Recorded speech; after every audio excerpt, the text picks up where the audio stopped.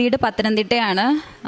ഞാനാണെങ്കിൽ ഈ ഇവിടുത്തെ പറ്റി ഈ ഒരു മാതാവിനെ പറ്റിയും കാര്യങ്ങളൊക്കെ ഞാൻ ആദ്യമായിട്ട് ഞാൻ കേൾക്കുന്നത് തുറന്നു പറയുകയാണെന്നുണ്ടെങ്കിൽ ഫോണിൽ ആൾക്കാർ വീഡിയോ കളിയാക്കിയിട്ടിട്ടുണ്ട്. അപ്പം ഈ ഫോണിൽ ഞാനിത് ആദ്യമായിട്ട് കണ്ട് അപ്പം ഞാനും ഇത് കണ്ട് ചിരിക്കും. എന്നിട്ട് ഞാനിങ്ങനെ ആലോചിക്കും, എന്നാലും അങ്ങനെ വരുമോ? രണ്ട് മനസ്സായിട്ട് ഞാൻ നിൽക്കും. അത് കഴിഞ്ഞിട്ട് ഞാൻ താമസിച്ചുകൊണ്ടിരുന്നത് എറണാകുളത്ത് കാക്കനാട്. ഞാൻ ഇൻഫോ പാർക്കിലാണ് ജോലി ചെയ്തുകൊണ്ടിരുന്നത്. അപ്പോൾ അവിടെ വെച്ചിട്ട് ഞാൻ ഒരു 5-6 കൊല്ലമായിട്ട് അവിടെ തന്നെയാണ്. അപ്പം ഞാൻ അവിടെ ഒരു PGയിലാണ് താമസിക്കുന്ന, ഒരു ആൻറ്റിയുടെ കൂടെ. ആ ഒരു PGയിൽ എൻ്റെ റൂമിൽ വേറൊരു ചേച്ചി ഉണ്ടായിരുന്നു, ഒരു ആലപ്പുഴക്കാരി ഒരു ചേച്ചി ഉണ്ടായിരുന്നു. അപ്പോൾ ആ ചേച്ചി ഞാൻ ഒരു ദിവസം നോക്കുമ്പോൾ, ഞാൻ രാവിലെ ഡ്യൂട്ടിക്ക് പോയി വൈകിട്ട് വന്നപ്പോൾ ഈ ചേച്ചിയുടെ കയ്യിൽ ഇവിടുത്തെ ഉടമ്പടിയും ഇവിടുത്തെ പുസ്തകങ്ങളും കാര്യങ്ങളും ഒക്കെ ഇരിക്കുന്നു. അന്നേരം ഇപ്പോൾ ഞാൻ ചേച്ചിയോട് ചോദിച്ചു, ചേച്ചി ഇത് എന്നതാ? അപ്പോൾ ഞാൻ ഓടിപ്പോയി ഇത് എടുക്കാനായിട്ടാണ് ചെന്നത്. എടുക്കാൻ ചെന്നപ്പോൾ ചേച്ചി എന്നോട് പറഞ്ഞു, മോനെ അതിൽ നീ തൊടല്ലേ, അത് ഇങ്ങനെയാണ് സംഭവം. അപ്പോൾ ഞാൻ ചോദിച്ചു അതെന്നാ, എന്തോ സംഭവം എന്തുവാന്ന് ചോദിച്ചു. അപ്പോൾ ചേച്ചി എന്നോട് പറഞ്ഞു ഇങ്ങനെ ഒരു സ്ഥലമുണ്ട്. അപ്പോൾ ഞാൻ പറഞ്ഞു ഞാൻ ട്രോളി കാണാറുണ്ട്.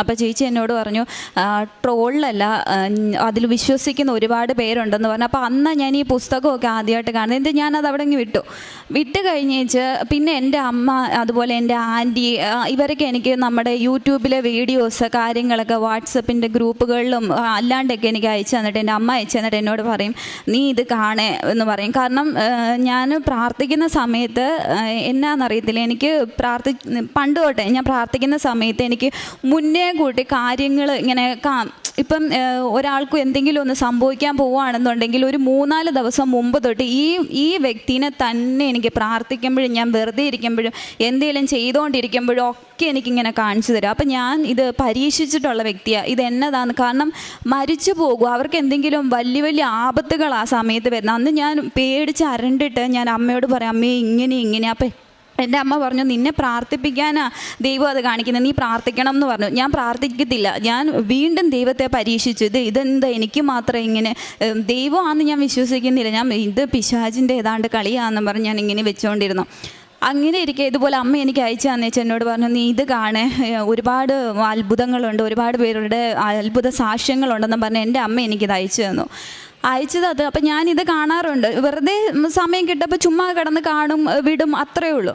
അങ്ങനെ ഇരിക്കെ ഒരു ദിവസം ഞാനിതുപോലെ ഞങ്ങൾക്ക് എറണാകുളത്തു നിന്ന് പോയി, എനിക്ക് വർക്ക് ഫ്രം ഹോം ആയിട്ട് ഞാൻ വീട്ടിലായ സമയത്ത് ഇതുപോലെ ഞാൻ പ്രാർത്ഥിച്ചുകൊണ്ടിരിക്കുമ്പോഴൊക്കെ ഇതെൻ്റെ അനിയനാണ്, സ്റ്റാലിൻ എൻ്റെ അനിയനാണ്. അപ്പം ഇവൻ അന്ന് ഇവിടെ ഇല്ല, ഇവൻ അബുദാബിയിലാണ്, അവൻ അബുദാബിയിൽ ഓയിൽ കമ്പനിയിൽ ജോലിയാണ്. അപ്പം ഇവൻ്റെ മുഖം എനിക്കിങ്ങനെ വരുന്ന സമയത്ത് ഞാൻ അമ്മയോടും പറയുന്നുണ്ട്, അമ്മേ എന്നതോ ഇവൻ്റെ കാര്യം ഇതുപോലെ വരുന്നുണ്ട്, കാര്യം എന്നാണെന്നറിയത്തില്ല. അത് കഴിഞ്ഞ് 2 ദിവസം കഴിഞ്ഞപ്പോൾ അമ്മ ഇതുപോലെ എന്നോട് പറഞ്ഞു, മപ്പിന്ന് എന്നെ വിളിക്കുന്നേ, മപ്പി ഇതുപോലെ ഉണ്ണിക്ക് വയ്യ, ഇവനെ വീട്ടിൽ വിളിക്കുന്ന ഉണ്ണിക്ക് ഇതുപോലെ എന്നാണ്ട് വയ്യാന്ന്. അവിടെ എൻ്റെ കസിൻസൊക്കെ ഇവൻ്റെ കൂടെ, ഞങ്ങൾ കസിൻസ് എല്ലാവരും ഒരു കമ്പനിയിലായിട്ട് എല്ലാവരും അടുത്തടുത്ത് തന്നെയാണ്. അപ്പോൾ ഇതുപോലെ പറഞ്ഞു, ഉണ്ണിക്ക് എന്നാണ്ട് പ്രശ്നമാണ്, വയ്യാന്നിങ്ങനെ പറയുന്നുണ്ട്, അവൻ്റെ കൈക്കും കാലിനും പ്രശ്നമാണെന്ന് പറഞ്ഞു. അപ്പം ഞാനാണെങ്കിൽ ഇവനെ വീഡിയോ കോൾ ചെയ്യുന്ന സമയത്തൊക്കെ ഇവന് പ്രശ്നമുണ്ടെന്ന് ഇവനറിയാം. പക്ഷേ ഇത് നമ്മളെ കാണിച്ചാൽ നമുക്ക് വിഷമാവുമെന്ന് വിചാരിച്ച് വീഡിയോ കോൾ ചെയ്യുമ്പോൾ ഇവനിങ്ങനെ ഫോൺ ചരിച്ച് വെക്കത്തേ ഉള്ളൂ, നേരെ വെക്കത്തില്ല. ഇവൻ നമ്മളോട് പറഞ്ഞില്ല. അപ്പോൾ എൻ്റെ അച്ചാച്ചൻ അവിടെ ചെന്നിട്ട് അച്ചാച്ചൻ ഇതുപോലെ പറഞ്ഞു, പ്രശ്നമുണ്ട്, അവനിങ്ങനെ പ്രശ്നമുണ്ട്. അപ്പോൾ അമ്മ ഇതുപോലെ പറഞ്ഞു, മോനെ എത്രയും പെട്ടെന്ന് ആശുപത്രി പോകാൻ ഇവനെ വിളിച്ച് ഇവൻ ആശുപത്രി പോകത്തില്ല. അന്നേച്ച് അച്ചാച്ചൻ നിർബന്ധിച്ച് ഇവനെയും കൊണ്ട് ആശുപത്രി പോയപ്പോൾ അപ്പോൾ സ്കാൻ ചെയ്തു. അബുദാബിയിൽ വെച്ച് നമ്മൾ അറിയുന്നത് ഇവനാണെന്നുണ്ടെങ്കിൽ തലയ്ക്കകത്തിൽ ട്യൂമറാണെന്ന് പറഞ്ഞു. അവിടുത്തെ ഡോക്ടർ പറഞ്ഞു തലയ്ക്കകത്ത് ട്യൂമറാണ്, ഇപ്പം തന്നെ ഇത് ഓപ്പറേഷൻ ചെയ്യണമെന്ന് പറഞ്ഞു. അപ്പം അവിടെ ആരും നോക്കാനില്ല, എല്ലാവരും ഡ്യൂട്ടി ഉണ്ട്. അച്ചാച്ചന്മാരൊക്കെ ആണെങ്കിലും അവർക്ക് ഡ്യൂട്ടിക്ക് പോകേണ്ട കാര്യമുണ്ട്, ഇവനെ നോക്കാം, എങ്കിൽ പോലും നമ്മൾ നോക്കുന്നതിൻ്റെ അത്രയും വരത്തില്ല.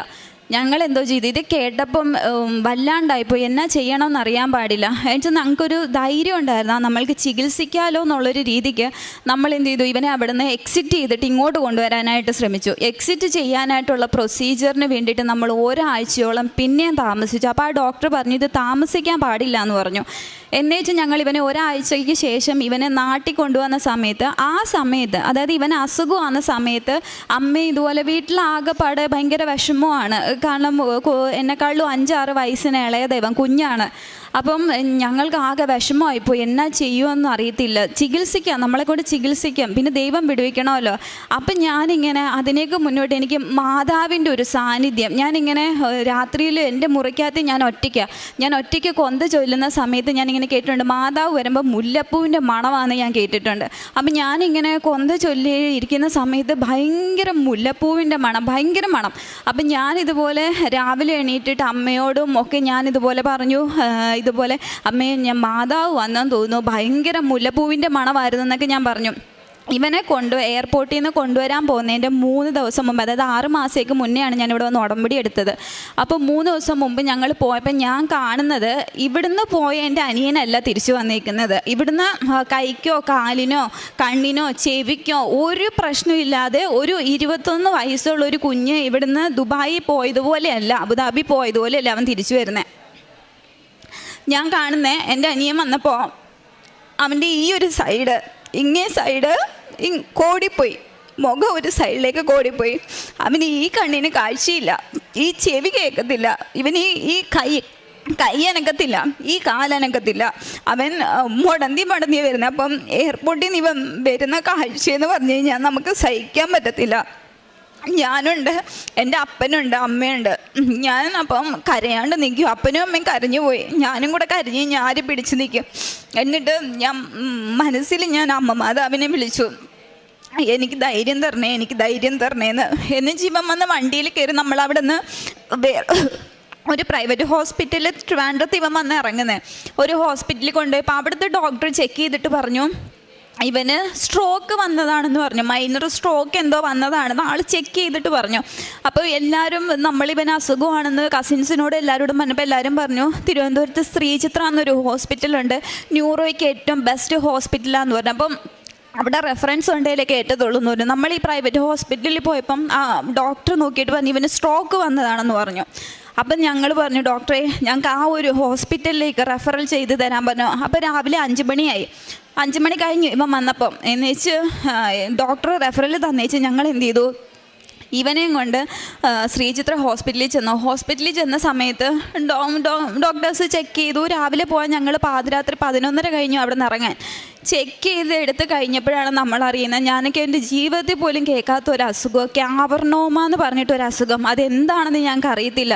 അപ്പം ഞങ്ങളിതുപോലെ ഡോക്ടറോട് ഞാൻ കയറിയിട്ട് ചോദിച്ചു, ഡോക്ടറെ ഇതെന്തുവാ സംഭവം, എന്താ ഇത്, എങ്ങനെയാണ്, ഇതെന്ത് പറ്റി, ഇവൻ എങ്ങനെ ഇത് വന്നു, ഇതെന്തോ സംഭവം എന്നാന്ന് പറയാൻ പറഞ്ഞു. അപ്പോൾ ഡോക്ടർ എന്നോട് പറഞ്ഞു, മോളെ ഇത് കുഞ്ഞുങ്ങൾക്ക് ചെറുപ്പത്തിൽ വരുന്ന ഒരു അസുഖമാണ്, തലച്ചോറ് തൊട്ടിട്ട് തലയ്ക്കകത്തിൽ വരുന്ന ഒരു അസുഖമാണ്. അതായത് തലയ്ക്കകത്തിൽ നമ്മളുടെ ഈ കുമ്മിള പോലെ, അതായത് മുന്തിരി കൊലകൾ പോലെ ഇങ്ങനെ ബ്ലഡ് അല്ലെങ്കിൽ വെള്ളം ഇങ്ങനെ ക്ലോട്ട് ചെയ്യും ഞരമ്പിനകത്ത്. അപ്പോൾ ഇവനത് വന്നത് മെയിൻ സ്ഥലത്താണ്, നമ്മുടെ തലയ്ക്കകം തൊട്ട് കാല് വരെ പോകുന്ന ഒരു മെയിൻ ഞരമ്പുണ്ട്. ആ മെയിൻ ഞരമ്പിൻ്റെ സൈഡിൽ തലച്ചോറിനകത്താണ് ഇവനിത് വന്നേക്കുന്നത്. അപ്പം ഈ രോഗമുള്ള കുട്ടിക്ക് ഒരു 22 വയസ്സൊക്കെ ആകുമ്പോൾ, 21-22 വയസ്സാകുമ്പോഴേ ഇതിൻ്റെ സിംറ്റംസ് പുറത്ത് കാണിക്കത്തുള്ളൂ. അപ്പോൾ ഇവൻ ആ പ്രായമായപ്പം ഇവൻ്റെ സിംറ്റംസ് പുറത്ത് വന്നത്. എന്ന് വെച്ചാൽ ഞാനാണെന്നുണ്ടെങ്കിൽ ഡോക്ടറോട് ഡോക്ടർ ഇത് എന്താ ചെയ്യും. അപ്പം ഇത് ഈ അസുഖം വരുന്നതെന്ന് പറഞ്ഞാൽ 1000-1-2 പേർക്കേ വരത്തുള്ളൂ ഈ അസുഖം. അപ്പം ഡോക്ടർ എന്നോട് പറഞ്ഞു, മോളെ ഒരു 6 ആഴ്ചത്തേക്ക് നമുക്ക് ടാബ്ലറ്റ് കഴിച്ചിട്ട് നോക്കാം, എന്നിട്ട് കുറവില്ലെങ്കിൽ നമുക്ക് ഓപ്പറേഷൻ ചെയ്യാമെന്ന് പറഞ്ഞു. ശരിയെന്ന് പറഞ്ഞു. എന്നിട്ട് ഞാൻ എന്ത് ചെയ്തു, അവന് മെഡിസിനൊക്കെ മേടിച്ച് വെച്ച് ഞങ്ങൾ വീട്ടിലോട്ട് പോന്നു കഴിഞ്ഞേച്ച് ഒരിടത്ത് മാത്രം റെഫറൽ വേണ്ട, വേറെ എവിടത്തേലും ഒന്നും കൂടെ കാണിക്കാമെന്ന് പറഞ്ഞിട്ട് ഞങ്ങൾ എന്ത് ചെയ്തു, വേറെ അറിയപ്പെടുന്ന ഒരു ഹോസ്പിറ്റൽ പത്തനംതിട്ടയിൽ നമ്മൾ കൊണ്ടുപോയപ്പോൾ അവിടുത്തെ ഡോക്ടർ ഇവൻ എൻ്റെ അടുത്തിരിക്കുക, അമ്മ അപ്പുറത്തിരിക്കുക. എൻ്റെ അമ്മയാണെങ്കിൽ ഹാർട്ട് പേഷ്യൻ്റ്, അപ്പോൾ ആൾക്ക് ഒരുപാട് വിഷമമൊന്നും പറ്റത്തില്ല. അമ്മ അപ്പുറത്തിരിക്കുക, അപ്പനാണെന്നുണ്ടെങ്കിൽ വെളിയിൽ നിൽക്കുക, ആൾക്കിതൊന്നും കേൾക്കാൻ വയ്യാത്തതുകൊണ്ട് ആൾ വെളിയിൽ നിൽക്കുക വിഷമിച്ച്. ഡോക്ടർ എൻ്റെ മുഖത്ത് നോക്കിയിട്ട് ഇവൻ ഇരിക്കുക എന്നോട് പറയാം, ഞങ്ങൾ ഓപ്പറേഷൻ ചെയ്യുന്നതിന് കുഴപ്പമൊന്നുമില്ല, പക്ഷേ ഈ വ്യക്തി ഇനി എണീക്കത്തില്ല, ഒന്നെങ്കിൽ കോമയിലായിപ്പോവും, അല്ലെങ്കിൽ ശരീരം മൊത്തം തളർന്നു പോകും, അല്ലെങ്കിൽ 1% പോലും ഞങ്ങൾക്ക് ചാൻസില്ല ഇവൻ രക്ഷപ്പെടുമെന്ന്, ഒരു ചാൻസും ഇല്ല എന്ന് പറഞ്ഞു. അതായത് ഫാക്റ്റായിട്ടുള്ള കാര്യം ഡോക്ടർ നമ്മളോട് വെട്ടി തുറന്ന് പറഞ്ഞു എന്നുള്ളതാണ് സത്യം. എന്ന് വെച്ചാൽ എനിക്ക് ഇവനും കേട്ടുപോയി, ഇവനും വല്ലാണ്ടായിപ്പോയി, അമ്മയായിപ്പോൾ കൊണ്ടുപോയല്ലോ എന്നായിപ്പോയി. എന്ന് വെച്ചാൽ ഞാൻ പറഞ്ഞു ഇനി എങ്ങും കൊണ്ടുപോകണ്ട, കാരണം ന്യൂറോയിൽ ഏറ്റവും വലിയ ഹോസ്പിറ്റൽ അതെന്ന് വിചാരിച്ച് ഞങ്ങൾ 6 ആഴ്ച ഇവന് മരുന്ന് കൊടുത്തേച്ച് ഞാൻ ആ സമയത്ത് ഉടമ്പടി പ്രാർത്ഥന ചൊല്ലുന്നുണ്ട്, കാര്യങ്ങളൊക്കെ ചെയ്യുന്നുണ്ട്, എല്ലാം ചെയ്യുന്നുണ്ട്. പക്ഷേ ഡേ ബൈ ഡേ ഇവൻ നടക്കുന്നതും ഇവന് ശ്രദ്ധയില്ല, ഇവന് ഓർമ്മയില്ല, ഒന്നുമില്ല. അപ്പോൾ ഡേ ബൈ ഡേ ഇവൻ്റെ കണ്ടീഷൻ വേസ്റ്റ് ആയിക്കൊണ്ടിരിക്കുക. അപ്പം ഞാനിങ്ങനെ ആലോചിക്കുക, എൻ്റെ മാതാവേ, ഇനി എൻ്റെ ഭാഗത്തുള്ള എന്തെങ്കിലും തെറ്റുകൊണ്ടാണോ, ഞാൻ ഇനി ഇതെടുക്കാൻ യോഗ്യയില്ലാത്തതുകൊണ്ടാണോ എൻ്റെ അനിയനെ ഇങ്ങനെ ഒരു സ്റ്റേജിലേക്ക് കൊണ്ടുവന്നത്? അപ്പം ഞാനിങ്ങനെ ഉള്ളിൽ പ്രാർത്ഥിക്കുന്നുണ്ട്, ഞാൻ എന്തെങ്കിലും തെറ്റ് അറിഞ്ഞോ അറിയാതെയോ ഒക്കെ ചെയ്തു പോയിട്ടുണ്ടെങ്കിൽ എന്നോട് ക്ഷമിക്കണേന്ന് പറഞ്ഞ് പ്രാർത്ഥിക്കുന്നുണ്ട്. എന്നിട്ടൊന്നും ഇവന് ശരിയാകുന്നില്ല. അന്ന് വെച്ചാൽ ഒരു ദിവസം ഇവൻ ഞങ്ങളുടെ വീടിൻ്റെ സ്റ്റെപ്പേന്ന് ഉരുണ്ടടിച്ച് താഴെ പോയി. ഇവനോട് ഡോക്ടർ പറഞ്ഞിട്ടുണ്ട് ഞങ്ങൾ ആരും ഇല്ലാണ്ട് പോവരുതെന്ന് പറഞ്ഞിട്ടുണ്ട്, എങ്ങോട്ടും പോവരുതെന്ന്.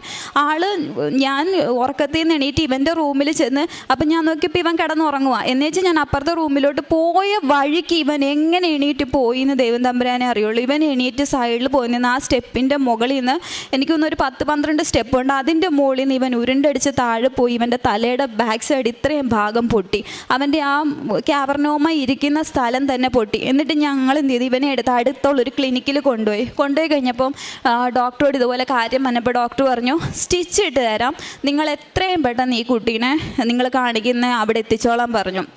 ഞങ്ങൾ എന്ത് ചെയ്തു, ഇവനെ കൊണ്ടുവന്നിട്ട് ആ വഴിക്ക് വന്ന് വീട്ടിലോട്ട് കയറി ആ വഴിക്ക് വന്ന് പോകുന്ന വഴിക്കെല്ലാം ഞാൻ മാതാവിനോട് നമ്മുടെ പ്രാർത്ഥന ചൊല്ലിക്കൊണ്ടിരിക്കുക, ജപമാല ചൊല്ലിക്കൊണ്ടിരിക്കുക. എന്നാ ചെയ്യണമെന്ന് ഒരു പിടുത്തമില്ലല്ലോ. അവിടെ ചെന്ന് ഡോക്ടറെ കണ്ട സമയത്ത് ഡോക്ടർ പറഞ്ഞു, ഈ ആളുടെ ബ്രെയിനിൽ ഫ്ലൂയിഡ് ലീക്കായി പോയിട്ടുണ്ട്, അപ്പം തന്നെ ഒരു മൈനർ സർജറി ചെയ്യണമെന്ന് പറഞ്ഞു. എന്നുവെച്ചാൽ ഇവന് ഇങ്ങേ സൈഡിൽ ഇവൻ്റെ ഇവിടെ പാടുണ്ട്, ഇവിടെ മൈനർ സർജറി ചെയ്തു. മൈനർ സർജറി ചെയ്തപ്പോഴത്തേക്കിന് ആൾ ഞാൻ നോക്കിയപ്പോൾ കുഴപ്പമില്ല. അപ്പോൾ എനിക്ക് പിന്നെ ഒരു വിശ്വാസം, അയ്യോ മാതാവ് സഹായിച്ചല്ലോ എന്നുള്ളൊരു വിശ്വാസമായി. അത് കഴിഞ്ഞ് 2ാമത്തെ ദിവസമായപ്പോൾ വീണ്ടും ഇവൻ്റെ കണ്ടീഷൻ വേസ്റ്റ് ആവാനായിട്ട് തുടങ്ങി. വേസ്റ്റായിട്ട് ഞാൻ മുമ്പേ പറഞ്ഞതുപോലെ പ്രാർത്ഥിക്കുമ്പോൾ എനിക്കിങ്ങനെ കാണാൻ പറ്റുന്നുണ്ട്. അപ്പം ഞാനിങ്ങനെ പ്രാർത്ഥിക്കുമ്പോഴൊക്കെ ഞാൻ ഈ കാണുന്നത്, ഞാനത് വർക്കിംഗ് വർക്ക് ഫ്രം ഹോമാണ്, ഡ്യൂട്ടി എടുക്കണം, ഡ്യൂട്ടിയിലാണ്. അപ്പനും അമ്മയോട് ഞങ്ങൾ തിരുവനന്തപുരത്ത് പോയിട്ട് തിരുവനന്തപുരത്ത് ഒരു വീടെടുത്ത് ഞങ്ങൾ താമസം തുടങ്ങി. ഇവന് അത്രയും ദിവസം എടുക്കുമെന്ന് ഡോക്ടേഴ്സ് പറഞ്ഞപ്പോൾ എന്നിട്ട് ഞാനിങ്ങനെ കാണുന്നത്, ഇവനാണെന്നുണ്ടെങ്കിൽ ഇങ്ങനെ കട്ടിൽ. എന്നിട്ട് ഒരുപാട് ഇവൻ്റെ പ്രായത്തിലുള്ള മക്കളിങ്ങനെ മരിക്കുക, ആക്സിഡൻറ്റിൽ മരിക്കുക, എവിടെ തിരിഞ്ഞാലും ഇങ്ങനെ മരിച്ച് കിടക്കുന്നത് പോലത്തെ ഒരു ഇതാണ് കാണുന്നത്. അന്നേരം ഇപ്പം എനിക്ക് ഉള്ളിൻ്റെ ഉള്ളിൽ ഭയമായി, കർത്താവേ ഞാൻ അറിയാണ്ട് നിന്നെ പരീക്ഷിച്ചു പോയിട്ടുണ്ട്, ഇക്കാര്യത്തിൽ എന്നെ പരീക്ഷിക്കല്ലേ എന്ന് ഞാൻ ഉള്ളിൽ പ്രാർത്ഥിച്ചിട്ട് ഒക്കെ ഫോൺ എടുത്താലും ആൾക്കാർ വിളിക്കുന്നതും പറയുന്നതും ഒക്കെ ഈ മക്കൾ മരിച്ചു, ആക്സിഡൻറ്റിൽ മരിച്ചു, അതിൽ മരിച്ചു, ഇതിൽ മരിച്ചു എന്ന്. എന്നിട്ട് എൻ്റെ അപ്പൻ്റെ അനിയൻ്റെ ഭാര്യയുണ്ട്, ആൻറ്റി ഇവിടെ ഇരിപ്പുണ്ട്. അപ്പോൾ ആൻറ്റി ഇതുപോലെ ആൻറ്റി എന്നോട് പറയാം, ആൻറ്റിയുടെ മോളുണ്ട്, ചെറിയ കൊച്ച, ഇവരൊക്കെ രാവിലെ തൊട്ട് തന്നെത്താൻ ഇങ്ങനെ കണ്ണിക്കൂടെ വെള്ളം പോയിക്കൊണ്ടിരിക്കുക. ആൻറ്റി എന്നോട് പറയും ഭയങ്കര വിഷമം എന്നോത്തിനാണെന്നറിയത്തില്ല, ഭയങ്കര വിഷമം, എന്നിട്ട് കരഞ്ഞുകൊണ്ടിരിക്കുക. അപ്പോൾ എനിക്ക് മനസ്സിലായി, കർത്താവേ എന്നാണ്ട് ഒരു ആപത്ത് വരുന്നുണ്ട്, എൻ്റെ മാതാവേ ഞാൻ എന്നാ ചെയ്യണമെന്ന് എനിക്ക് അറിയത്തില്ല എന്ന് പറഞ്ഞു. എന്നിട്ട് ഇവന് കൈയും അനങ്ങത്തില്ല, കാലും അനങ്ങത്തില്ല. അപ്പോൾ ഇവന് ഭക്ഷണം വാരി കൊടുക്കാൻ നമ്മൾ വേണം കയറി ചെല്ലാനായിട്ട്. അപ്പം ഞങ്ങൾ ഓരോ സമയത്ത് രാവിലെ അമ്മ പോയാൽ ഉച്ചയ്ക്ക് ഞാൻ പോകും, വൈകുന്നേരം ആകുമ്പോൾ അപ്പൻ പോകും. അപ്പോൾ അന്ന് എനിക്ക് ഒരുപാട് ഡ്യൂട്ടി ഉള്ളതുകൊണ്ട് എനിക്ക് അന്നത്തെ ദിവസം ഇവൻ്റെ അടുത്ത് പോകാൻ പറ്റിയില്ല. അപ്പോൾ അന്ന് വൈകുന്നേരം അമ്മയാണ് 3 സമയത്തും പോയി. അപ്പോൾ അമ്മ ഇതുപോലെ പറയുന്നുണ്ട്, എടി അവന് ഒന്നുമില്ല, അവനൊന്നും ആക്റ്റീവല്ല, അവനൊന്നും അനങ്ങുന്നില്ല, ഒന്നും പറയുന്നില്ല, എടുക്കുന്നില്ല, ഒരു ചലനവും ഇല്ല എന്ന്. ഞാൻ പറഞ്ഞു കുഴപ്പമില്ല അമ്മ, അവൻ മെഡിസിൻ്റെ ആയിരിക്കും, ഉറങ്ങുവാന്ന് വിചാരിച്ചു. എന്നിട്ട് അന്ന് വൈകുന്നേരം രാത്രിയിൽ ഭക്ഷണം കൊടുക്കാനായിട്ട് ICUവിലാണ് ഇവൻ. ഇവനെ കാണാനായിട്ട് കയറി ചെന്നു. ഇവനെ അമ്മയാണ് പോയത്. അമ്മേനെ ഞാൻ കയറ്റിവിട്ടു. അപ്പത്തന്നെ എൻ്റെ ഡ്യൂട്ടി കഴിഞ്ഞ് അമ്മ കയറിപ്പോയിക്കോ, ഞാൻ കുളിയൊക്കെ കഴിഞ്ഞിട്ട് വരാമെന്ന് പറഞ്ഞിട്ട് അമ്മേനെ ഞാൻ കയറ്റിവിട്ടു. അമ്മ അവിടെ ചെന്ന സമയത്ത് ഇവൻ ഒരു മരിച്ചു കിടക്കുന്ന ഒരു ഡെഡ് ബോഡി എങ്ങനെ കിടക്കണേ അതുപോലെ ഇവൻ കിടക്കുക. അമ്മ വിളിച്ചിട്ടും എടുത്തിട്ടും ഒന്നും അനക്കവും കാര്യങ്ങളും ഒന്നുമില്ല. അപ്പോൾ അമ്മ ഇതുപോലെ അവിടെ നിന്ന് പേടിച്ചരണ്ട് എന്നെ വിളിച്ചിട്ട് പറഞ്ഞു, മമ്മി മോനെ അനക്കമില്ലടി, ഓനോ ഒന്നുമേ അനങ്ങുന്നില്ല, ഒരു ചലനവും ഇല്ല. അതുവരെ എന്തെങ്കിലുമൊക്കെ പറയുന്ന ഒരു കുഞ്ഞ്, എൻ്റെ കയ്യിൽ വീഡിയോ സഹിതമുണ്ട്, ഞാൻ കാണിക്കാം നിങ്ങളെ. ഒരു അനക്കവും ഇല്ല, ചലനവും ഇല്ല. എന്നിട്ട് ഇവൻ്റെ നഖത്തിൻ്റെ ഈ സൈഡിൽ ഇതെല്ലാം നോക്കി. എന്നിട്ട് ഒരു നേഴ്സ് ചേച്ചി വന്നേച്ച് ഇവൻ്റെ കണ്ണിങ്ങനെ പൊളിച്ച് നോക്കിയെന്ന് പറഞ്ഞു. ഒരു ഡോക്ടർ ഇങ്ങനെ കണ്ണ് പൊളിച്ച് നോക്കിയേച്ച് കണ്ണ് അതേപോലെ അവർ അടച്ചു വെച്ചിട്ട് അമ്മയോട് പറഞ്ഞു, അമ്മ ഇറങ്ങിക്കോ എന്ന് പറഞ്ഞു. അമ്മ ഇറങ്ങിക്കോ മാറിക്കോ, എന്നിട്ട് വേറെ ആരെങ്കിലും വിളിക്കാൻ പറഞ്ഞു. കാരണം അമ്മയ്ക്ക് സങ്കടം. ഞാൻ ഓൾറെഡി ഡോക്ടേഴ്സിൻ്റെ അടുത്ത്, കാരണം ഇത്രയും ദിവസമായപ്പോൾ നമ്മൾ കൂട്ടായിട്ട് ഞാൻ ഡോക്ടറോട് പറഞ്ഞിട്ടുണ്ട് അമ്മയോട് പറയല്ല അമ്മയ്ക്ക് ഹാർട്ടിന് പ്രശ്നമുണ്ടെന്ന്. എന്ന് വെച്ചാൽ അമ്മ ഇറങ്ങിയിട്ട് എന്നെ വിളിക്കുന്നത്. ഞാൻ കയറി ചെല്ലുന്ന സമയത്ത് ഞാൻ കാണുന്നത് ICUവിനകത്തു നിന്ന് എൻ്റെ അനിയനെ ഒരു വെള്ള പുതപ്പിച്ചിട്ട് അവൻ്റെ മുഖം കൂടെയുള്ള കവർ ചെയ്യാനായിട്ട് ഇവിടം വരെ വെള്ള പുതപ്പിച്ച് ഇവൻ്റെ ഡോക്ടേഴ്സ്. ഞാൻ ഇതിൽ നിന്ന് ലിഫ്റ്റിൽ നിന്ന് ഇറങ്ങി കാണുന്നത് ഇവനെ ആ കിടക്കുന്ന സാധനത്തിൽ വെള്ള പുതപ്പിച്ച് പുറത്തോട്ട് കൊണ്ടുവന്ന രൂപവും ഞാൻ കാണുന്നത്. എന്ന് വെച്ചാൽ ഞാനാണെന്നുണ്ടെങ്കിൽ അടുത്ത് ചെന്നപ്പോൾ ഡോക്ടേഴ്സൊക്കെ മാറി നിൽക്കുക. കാരണം കഴിഞ്ഞു എന്നുള്ള രീതിക്ക് ഡോക്ടേഴ്സൊക്കെ മാറി നിൽക്കുക. എന്നിട്ട് ഞാൻ അടുത്ത് ചെന്നിട്ട് ഇവനെ വിളിച്ചു, ഉണ്ണീന്ന് വിളിച്ചു. ഒരു ചലനവും ഇല്ല, ഒരനക്കവും ഇല്ല, ഒന്നുമില്ല, ഒന്ന് അനങ്ങുന്ന പോലും ഇല്ല അവന്. എന്നുവെച്ച് ഇവനെ ഞാൻ ചെല്ലപ്പേര് വിളിക്കും. ഇവനെ ഞാൻ സുന്ദരി എന്നായിരുന്നു വിളിക്കുന്നത്. എന്ന് വെച്ചാൽ ഞാൻ ഇവൻ്റെ അടുത്ത് ഞാൻ പ്രാർത്ഥിക്കുമല്ല, മനസ്സിൽ പ്രാർത്ഥന വരുന്നില്ല. എൻ്റെ മാതാവേ, ഈ ഒരു രൂപം മാത്രമേ ഉള്ളൂ എൻ്റെ മനസ്സിൽ, വേറെ ഒന്നുമില്ല. എന്നിട്ട് ഞാൻ ചെന്ന് തോളയിൽ ഇവനിങ്ങനെ കിടക്കുക. ഞാൻ തോളയിൽ ഇങ്ങനെ പിടിച്ചിട്ട് ഞാൻ ചെവിയുടെ അടുത്ത് ചെന്നിട്ട് പറഞ്ഞു, എടി സുന്ദരി ഒന്ന് കണ്ണ് തുറക്കടി എന്ന് പറഞ്ഞു. ഇത്രയും ഞാൻ പറഞ്ഞോളൂ. ഞാൻ പറയുകയും ഇവൻ്റെ കൺപീലി അനങ്ങി, കൺപീലി വെട്ടി ഇവൻ്റെ. ഇതാ സൈഡിൽ നിന്ന് ഡോക്ടർ കണ്ടു. ഡോക്ടർ ഓടി വന്നേച്ച് പറഞ്ഞു, വിളിക്ക് ഇനിയും വിളിക്കുന്നു പറഞ്ഞു. ഞാൻ ചെന്നിട്ട് വിളിച്ചു ഇവനെ. പിന്നെ ഞാൻ ആ പേര് വിളിക്കുമ്പോഴത്തേന് ഇങ്ങനെ മൂളെന്ന് പറയാൻ പറ്റില്ല, അടുത്ത് നമ്മൾ നിന്നാൽ മാത്രമേ കേൾക്കത്തുള്ളൂ. ഇവൻ മൂളി. അപ്പം തന്നെ ഇവനെയും കൊണ്ട് നേരെ ഞാൻ കാണുന്നതെന്ന് പറഞ്ഞു കഴിഞ്ഞാൽ ഈ സിനിമയിലൊക്കെ ഞാൻ കണ്ടിട്ടുള്ളൂ. ഈ ജീവൻ പിടിച്ച് നിൽക്കാനായിട്ട് ഒരു സാധനം വെച്ച് ഇങ്ങനെ തേച്ച് നെഞ്ചത്തൂന്ന് ഇങ്ങനെ വലിച്ചെടുക്കുക ഇവൻ ഒന്ന് അനങ്ങാൻ വേണ്ടിയിട്ട്.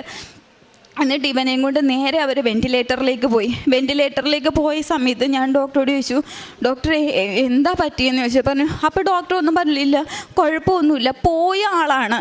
ഡോക്ടർ എന്നോട് ഇങ്ങനെ പറഞ്ഞ്, പോയ ആളാണ്, ആളെ ദൈവം തിരിച്ചു തന്നു എന്ന് നിങ്ങൾ വിചാരിച്ചാൽ മതി എന്ന് പറഞ്ഞു. എന്നിട്ട് കുറേ നേരം ഞാൻ അവിടെ ഇരുന്നു. ഇരുന്ന് കഴിഞ്ഞപ്പോൾ ഞാൻ ഈ സംഭവമൊന്നും ഞാൻ അമ്മയോടും അച്ഛനോടും പറഞ്ഞില്ല. എന്നിട്ട് ഞാൻ എൻ്റെ അടുത്ത് അവിടെ NICUവിൽ കൊണ്ടുപോയി ഇവനെ. ICUന്ന് നേരെ NICUവിൽ കൊണ്ടുപോയി. NICUവിൽ കൊണ്ടുപോയിട്ട് എൻ്റെ അടുത്ത് ഡോക്ടർ വന്നിട്ട് പറഞ്ഞു, മോള് ഇനി പൊയ്ക്കോളൂ, എന്തെങ്കിലും ആവശ്യമുണ്ടെങ്കിൽ ഞങ്ങൾ വിളിച്ചോളാന്ന് പറഞ്ഞു. ഞാൻ ഇറങ്ങി താഴെ വന്നു. എനിക്കെൻ്റെ അമ്മയോട് പറയാൻ പറ്റത്തില്ല, എൻ്റെ അമ്മ ഹാർട്ട് പേഷ്യൻ്റാണ്, എനിക്കൊന്നും പറയാൻ പറ്റത്തില്ല. അപ്പനോട് പറയാൻ പറ്റത്തില്ല, ആൾക്ക് സഹനശേഷിയില്ല, ആൾ വീണു പോകും. ഞാൻ എൻ്റെ മനസ്സിൽ മുറുകി പിടിച്ചു. ഞാൻ എൻ്റെ മാതാവിനോട് ഞാൻ പറഞ്ഞു, എനിക്ക് എന്നെ സഹായിക്കണം, ഇത് മാത്രമല്ല, പ്രാർത്ഥനയെന്ന് പറയാൻ പറ്റത്തില്ല, എന്നെ സഹായിക്കണമെന്ന് മാത്രം ഞാൻ മാതാവിനോട് മനസ്സിലിങ്ങനെ പറഞ്ഞതിന് ശേഷം ഞാൻ ഇറങ്ങിപ്പോയി. അന്നത്തെ ദിവസം ഉറക്കമില്ല.